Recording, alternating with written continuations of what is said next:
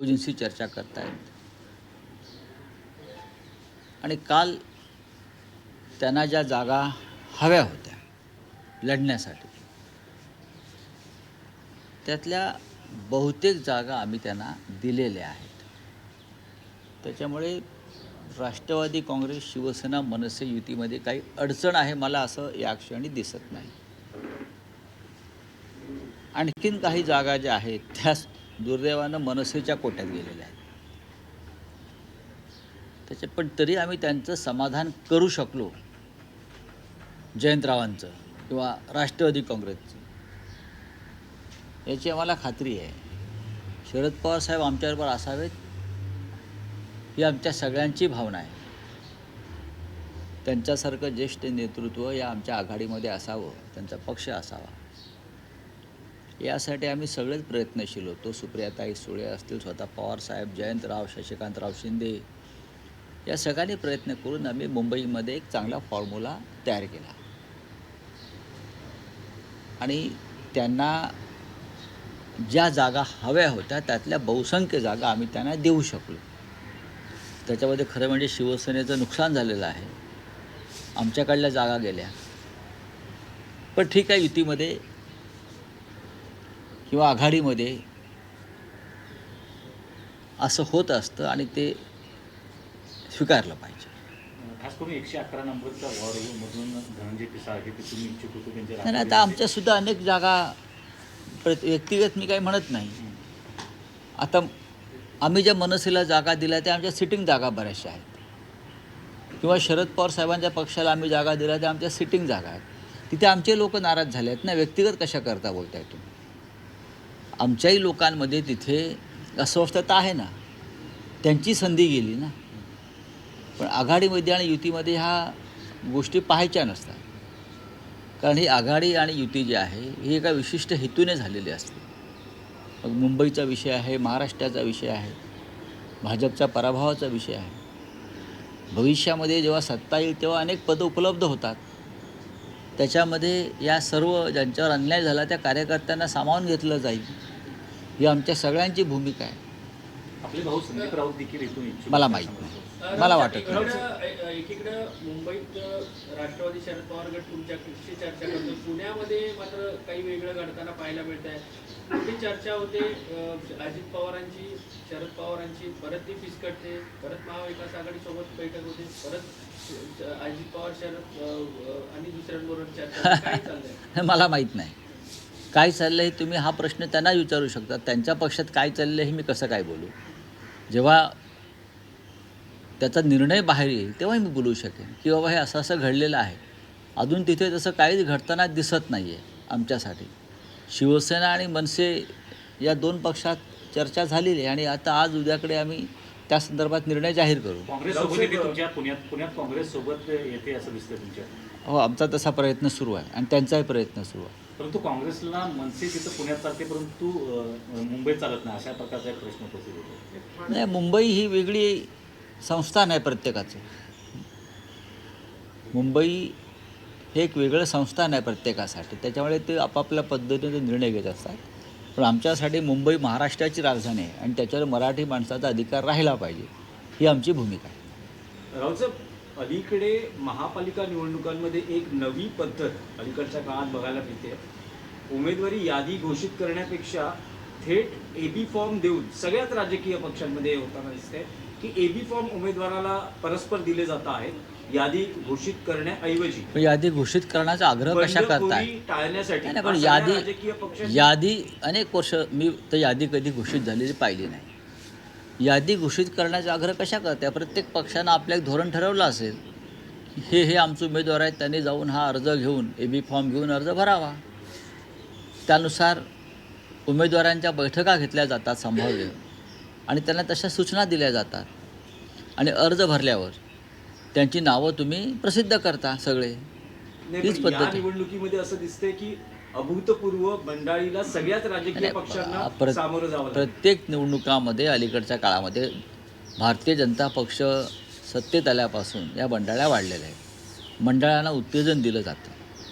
पूर्वी निवडणुकीच्या रिंगणामध्ये मोजके पक्ष होते, आता 2 शिवसेना, 2 राष्ट्रवादी काँग्रेस आहेत ना, पर्याय उपलब्ध आहेत.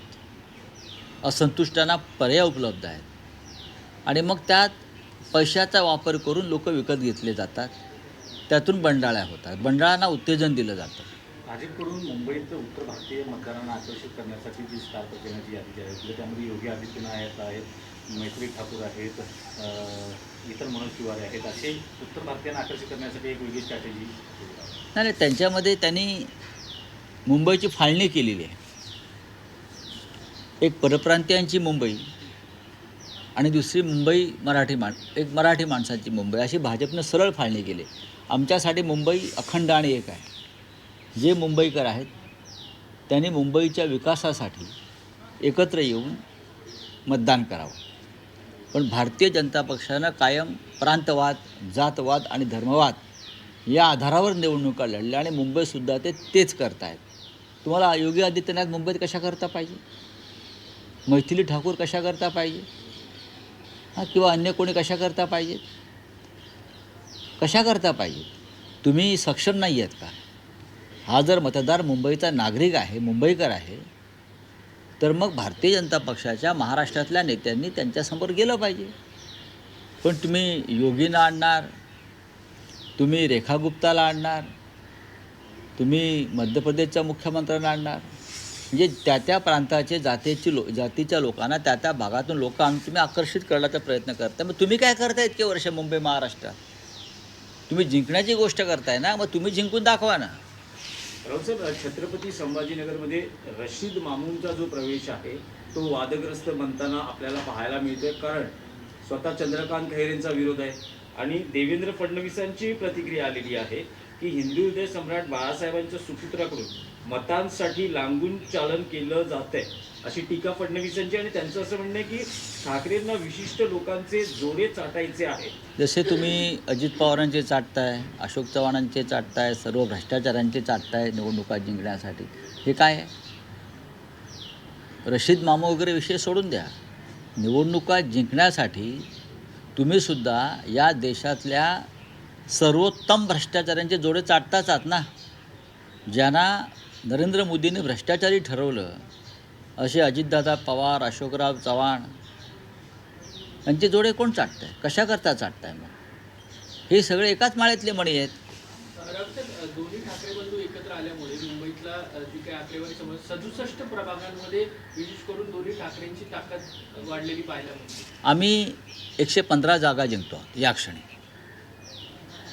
67 काय घेऊन बसले आहे तुम्ही?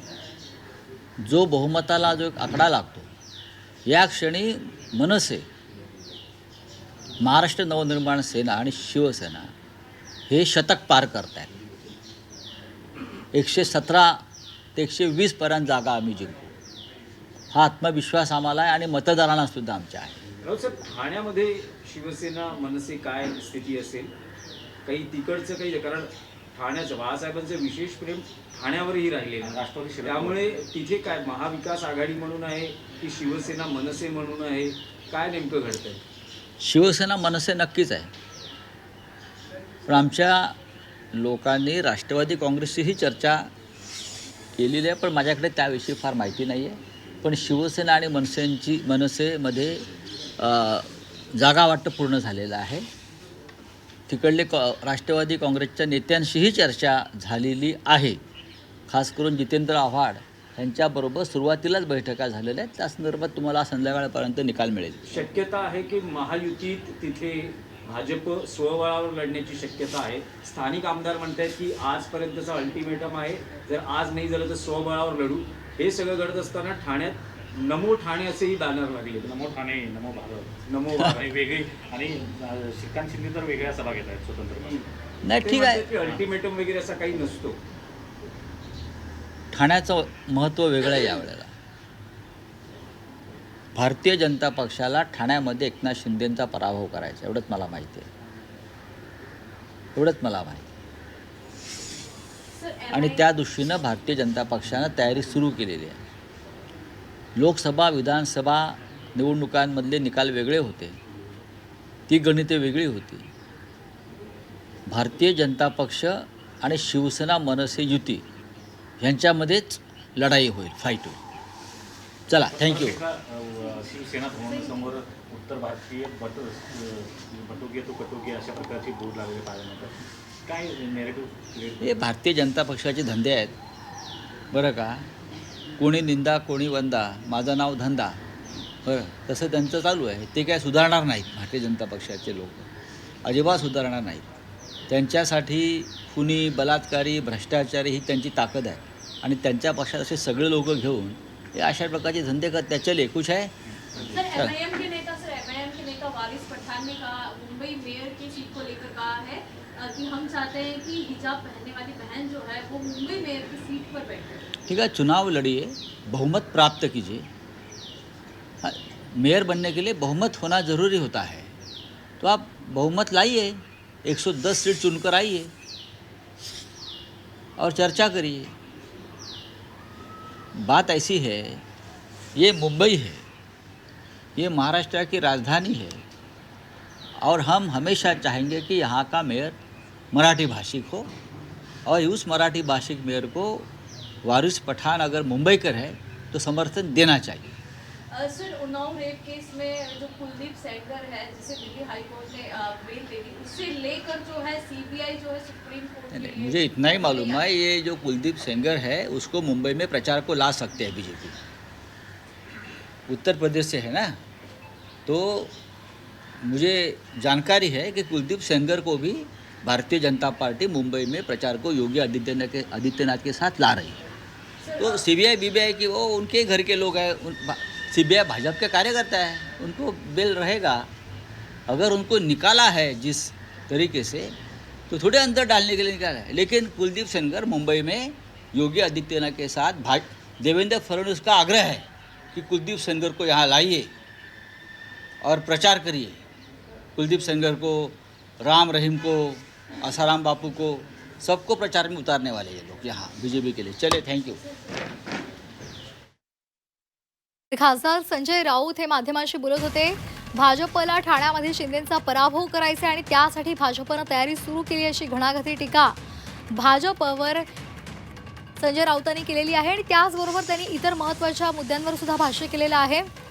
शिवसेना आणि मनसेच्या युतीला मोठं यश या निवडणुकीमध्ये मिळेल असं सुद्धा त्यांनी म्हटलेलं आहे. त्याचबरोबर त्यांनी भाजप आणि योगींसह टीका केलेली आहे. सीबीआयवर सुद्धा कुलदीप सेंगरलाही मुंबईमध्ये प्रचाराला आणतील असंही त्यांनी टीका करताना म्हटलेलं आहे.